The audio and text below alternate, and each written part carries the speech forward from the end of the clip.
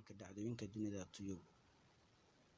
Haddii aad dhalatay ka hor 27 Oktoobar 1962, Vasily Alexandrovich Arkhipov ayaa badbaadiyay noloshaada ka sokow Ilaahay Subxaanahu wa Tacaala oo ah badbaadiyaha noolaha oo idil. Waxay ahayd maalintii ugu halista badneyd taariikhda bini'aadamka. Diyaarad wax basaasta oo Mareykanka laga leeyahay ayaa lagu duqeeyay dalka Kuuba, halka 2 kale ay lumeen oo ku sii jeeday hawadii Sofiyeeti, iyada oo riwaayadahaasi ay kor u qaadeen xiisadaha ka baxsan goosgooska reer galbeedka iyo Midowga Sofiyeeti. Burburiyaha Mareykanka ah ee USS Beatty wuxuu bilaabay inuu hoos u dhigo eedeymaha qotada dheer ee loo yaqaan B-59 badmaaxiyihii Sofiyeeti ku hubeysnaa hubka nukliyeerka ah. Kabtaanka B-59 Valentin Savitskiy ma uusan haysan qaab uu u ogaado in dacwadaha qotada dheer ay yihiin wareegyo aan halis ahayn oo loogu talagalay toogashada digniinta si loogu qasbo B-59. Beatty waxa uu weheliyay baabi'iyaal kale oo Mareykanka ah, kuwaas oo isku dayay inay ku ridaan B-59 ee laga quustay iyo waxyaabo kaloo badan oo walxaha qarxa ah. Savitskiy wuxuu u qaatay in dhulka hoostiisa uu quus ka taagnaa iyo in dagaalkii saddexaad ee adduunka uu burburay. Wuxuu amar ku bixiyay in 10 kiiloomitir ee nukliyeerka ee loo yaqaan B-59 loo diyaariyo dab damiska. Bartilmaameedkiisu wuxuu ahaa USS Randolph, xamuulka diyaaradaha waaweyn ee hogaamiya hawsha. Haddii duullaanka B-59 uu hafiyay Randolph, daruuraha nukliyeerka ayaa si dhaqso ah ugu fidi lahaa badda ilaa dhulkeeda. Bartilmaameedyada ugu horreeya waxay ahaan lahaayeen Moscow, London, iyo hawada bariga ee Anatolia iyo ururinta ciidamada Jarmalka.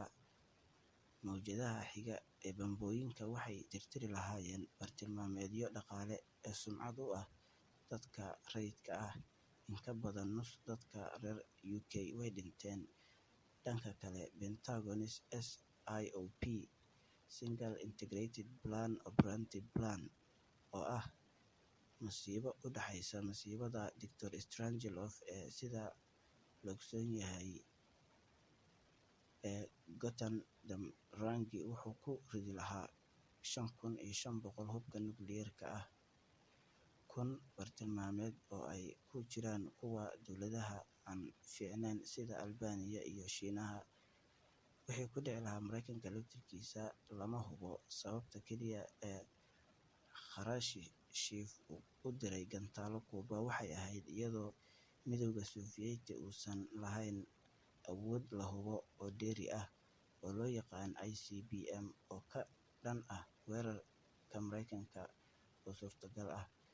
Waxay u muuqataa in Mareykanku uu ku dhacay khasaare aad uga yar intii ay xulafada Yurubiyaanku ahaayeen. Xaqiiqada ah in Ingiriiska iyo galbeedka Yurub ay u arkayeen qaar ka mid ah Pentagon in ay yihiin sadaqooyin lacag lagu bixin karo ayaa ah waxa ugu weyn ee laga xusi karo dagaalkii qaboobaa ee u dhexeeyay Midowga Sofiyeeti iyo reer galbeedka. 50 sano kadib, casharro noocee ah ayaa laga soo qaadan karaa xiisadaha gantaalada Kuuba? Mid ka mid ahi waa in dowladuhu lumiyeen xukunka markay dhibaato dhacdo. Habeenkii ugu xumaa ee xogayaha gaashaandhigga Mareykanka Robert McNamara wuxuu ahaa fasaxa hubka sharci darrada ah. McNamara wuxuu amar ku bixiyay in qufulka BAL xeerka fasaxyada oggolaanshaha ay ku habboon yihiin dhammaan ICBM-yada.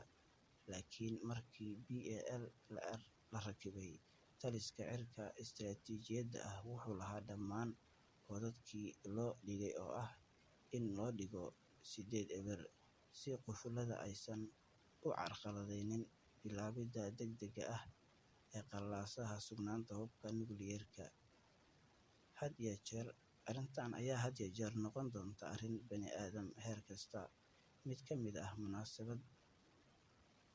lagu xusay Jimmy Carter oo ah madaxweynaha ugu sharaxnaa xilligaas xilka madaxtinimada dalka Mareykanka, wuxuu ka tegay qodobkiisii ku-meel gaarka ahaa ee nukliyeerka markii loo diray nadiifiyeyaasha qallalan.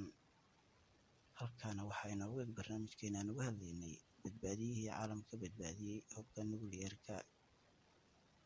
Fadlan haddaad nagu cusub tahay janalka subscribe-ta inoo saar, sidoo kale like-ta inaga ilaawin si ay dhiirigelin inoogu noqoto.